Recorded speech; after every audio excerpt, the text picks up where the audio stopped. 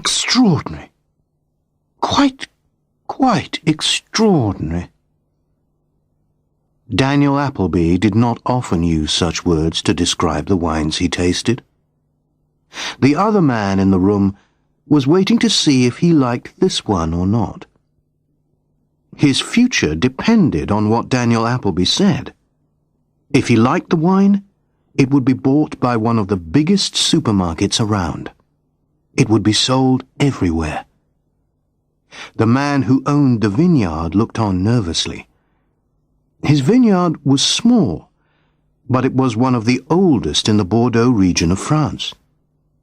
If he sold his wine, the business that had been in his family for over 200 years would be saved. Daniel Appleby held the glass to his nose and smelled the wine again.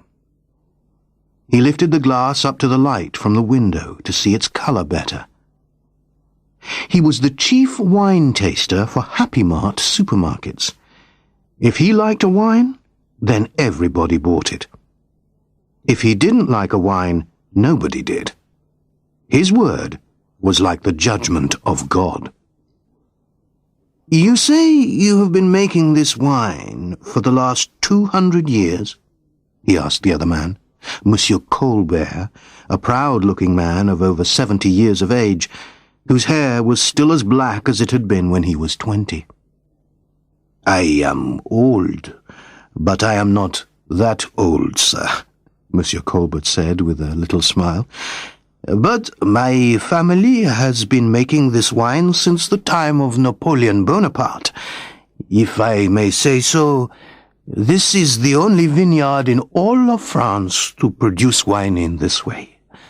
It is my secret." Monsieur Colbert was hoping that his little joke might relax things a little. Daniel Appleby took his profession very seriously. He was the best. He never, ever joked when he tasted wine. He might joke about other wine tasters at other times. In fact, he often did. But he never joked during a wine tasting. It was too important. He was too important. He held the glass up to the light once more and looked at the deep red color before finally putting the glass onto the table in front of him. He had made up his mind. "Monsieur Colbert," he said, as he placed his thumbs into the pockets of the red jacket he wore, the one that matched his tie so well. "You are to be congratulated. This is an exceptionally fine wine, with a strong bouquet and a rich, fruity flavor, with suggestions of blackcurrant. A wine to go well with any game or red meat, or to be enjoyed on its own for its excellent and strong personality." Monsieur Colbert smiled with delight. This was just what he had hoped to hear. "But," Daniel Appleby went on as he took out his glasses from the pocket of his expensive jacket and put them on again, "is this the right kind of wine for the customers of Happy Mart supermarkets? They're used to wines that cannot compare with this quality. Their tastes are less well-developed than those of people such as ourselves. I wonder if they would fully enjoy the finer qualities of this remarkable wine. I wonder if they would be prepared to pay more for such quality." The old man's smile disappeared. Monsieur Colbert was proud of his wine, but he was not a rich man. He had to sell his wine or go out of business. He was getting old, and he owed a lot of money. He needed money if he was to retire with his wife, whose health had never been good since their only son, Jacques, had died 2 years before.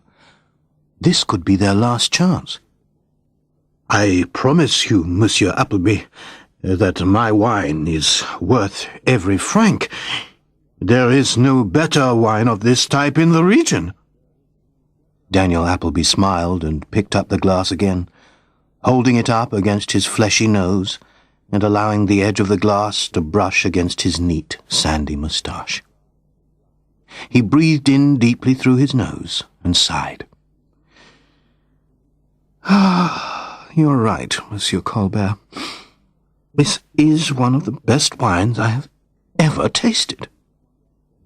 He stopped for a moment to think of the numerous examples of wine that had passed his lips. This was by far the finest. None of the others could compare with it. And it would be great to add this to the Happy Mart wine list. His wine list. But it would have to be on his terms, of course. "But," he continued, "there is little demand for expensive fine wines, not in our type of supermarkets. Oh, there are wealthy men who will always pay for quality, that is true, but are there enough, Monsieur Colbert, are there enough? The customer of today is the ordinary shopper, not the rich man. And there are a great many more ordinary shoppers than there are millionaires. The shoppers are the ones who make our money for us, monsieur, and we have to please them, you can be sure of that." "Just what exactly are you saying, Monsieur Appleby? Are you refusing to buy my wine because it is too good?"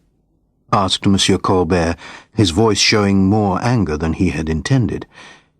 Times had been bad, and his small vineyard had always depended on the high prices that wines of superior quality fetch.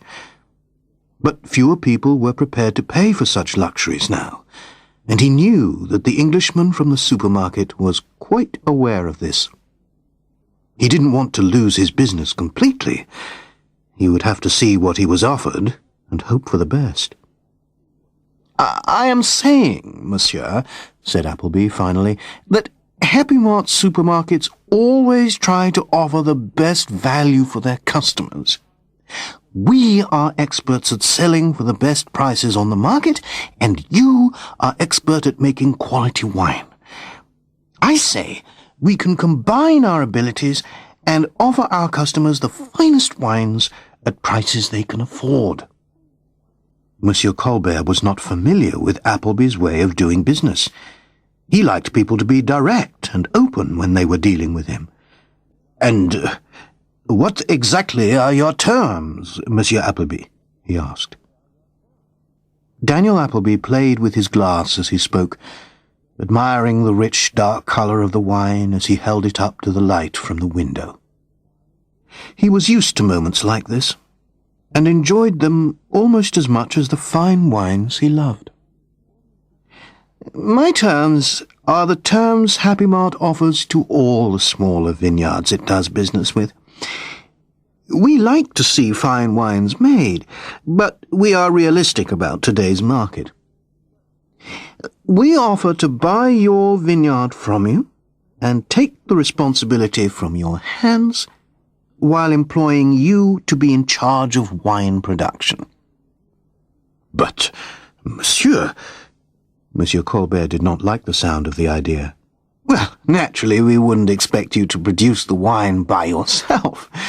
Our expert production staff would work under your direction. That way you have the best of everything. You continue to make wine, but you have the money from the sale of your vineyard and a contract from Happy Mart too. A very fine offer, I think you'll agree." What Appleby didn't mention was that once the production staff had learned everything about Colbert's ways of producing his wine, Happy Mart would find some reason to get rid of him. Old Monsieur Colbert spoke again. "This vineyard has been in my family for generations, monsieur. It means a lot to me, and the honor of my family name. What price are you offering for a wine which was good enough for the Emperor Napoleon himself?" Daniel Appleby smiled, and he named an amount that took the old man's breath away. It was far, far less than old Colbert had hoped for. But it would be just enough to pay back the money he owed, and have a little left over. And he would have a job, at least. He would have to retire later than he wanted to, but he was used to working. Old Colbert recovered himself and spoke. "Monsieur, will you allow me a few moments alone to think over your offer?" "Certainly, monsieur. Take as long as you need. Though I will have to leave soon. It would be a pity to go without having our business brought to a happy conclusion. I will take a walk around your vineyard for a while." Daniel Appleby went outside. It was late afternoon. He could see the rows of vines stretching out in the golden light of the sun. He had hardly gone more than a few meters when he stopped. He knew that if his offer was not accepted, the old man would lose everything. He would be no different from all the other small wine producers who had failed to meet the demands of the modern market. No different but for one thing. This wine was the finest he had ever tasted, and he had to be the one to get it. He got it. Half an hour later, the agreement was signed. As Daniel Appleby drove to the airport, he carried with him the signed agreement for Happy Mart's latest buy. In a room in a chateau in Bordeaux, an old man cried. Daniel Appleby took a taxi from the airport to his expensive flat in London. He was happy with the way things had gone. It had been just like all the other times. Sometimes the small vineyards produced wines that sold well, and sometimes they didn't, but Happy Mart always made money.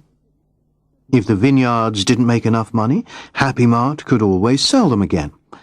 There was always some way to make money. If the previous owners were not left with any way of making a living, it was not Happy Mart's problem. That was the way of the world.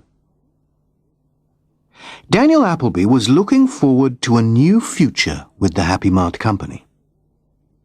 He had been invited to be the presenter in a television show Happy Mart were paying for. It was a show all about food and drink, called Dinner Party, and he would be the show's expert on wines. He would be able to do what he had always wanted, to spend all of his time eating and drinking the finest food and wine. He would show off his expert knowledge, thoroughly enjoy himself, and he would be paid very well. Yes, he had everything planned. His future looked bright. Soon he would no longer have to taste all the awful cheap wines Happy Mart usually sold to its stupid customers. He looked at the lights of the city as the evening sun was setting. The sky was yellow and orange and red. It was beautiful. Unfortunately, he didn't notice the other car as it lost control and crashed into his taxi.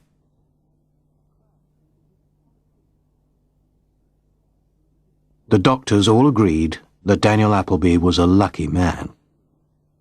He had hit his head against the taxi door and had been knocked out. The taxi driver had escaped with cuts and bruises. Even the taxi had not been damaged beyond repair. The only sign of the accident left on Daniel was a small cut just above his nose. It could have been a lot worse. Daniel had to stay in hospital for a day for observation, just to make sure that he was all right. He did not really mind. The only thing Daniel was not looking forward to was hospital food. The food served by hospitals was plain and very different from the kind of cooking he was used to. He did not mind plain food, a nice lobster cooked in its shell, or perhaps a simple steak served with a basic green salad. Maybe just fresh bread with a good cheese and a glass of cool white wine. He was willing to go without when he had to. When his first meal arrived, he was horrified. It was burger, chips and peas with a glass of orange juice. It looked awful. It tasted worse. Daniel had to call the nurse. "Nurse," he told her, "this burger tastes like salty cardboard. The chips are like soap, the peas are tasteless and hard, and the orange juice is like old vinegar. Don't you have any fresh food here? Are you trying to play some kind of joke on me, or what?" The nurse took away the food, and he was brought a salad instead. Once again, Daniel Appleby complained that his food had no proper taste. The nurse had the food checked by the manager of the kitchen. The manager said it all tasted fine. "That manager's tongue must be made out of rubber," Daniel replied in disgust. The doctor was called, and tests were made immediately on Daniel to see if anything was wrong. There was something wrong. The accident had caused some bleeding in Daniel's brain. It had damaged the part of his brain that controlled his sense of smell. The result was that Daniel had almost completely lost his ability to smell things. Because the sense of taste depends very much on smell, all he had now were 3 basic tastes: salt, sweet, and bitter. He couldn't taste anything else. He could still enjoy the color and feel of food, but none of it would taste of anything more than those 3 basic tastes, no matter what the food or drink was. That's what the doctor told him. But apart from that, he was fine. "Of course I'm fine. Now, can I go home?" he asked impatiently. The doctor told him he could, and that was what he did.